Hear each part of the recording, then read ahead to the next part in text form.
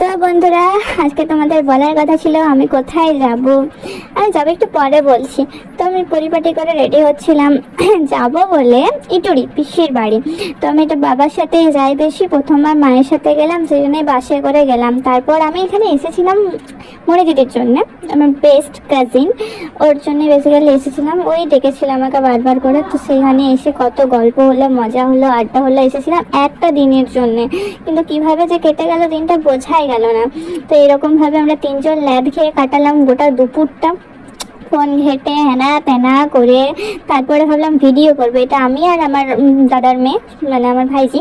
তো যাই হোক, তারপরে গেলাম মোড় দিকে সন্ধ্যাবেলা, ইটরি মোড়ের একটা দোকান, রেড চিলি বলে দোকানটার নাম। সেখানে খেলাম আমরা চিলি মোমো আর চিকেন পকোড়া। খাবারগুলো মোটেই ভালো লাগেনি। যাই হোক, তারপর রাতের বেলা যাত্রা শুনলাম, যাত্রা শুনে চলে গেলাম মনিদিদিদের বাড়ি, মানে ইটরির থেকে সরিয়াকাটা।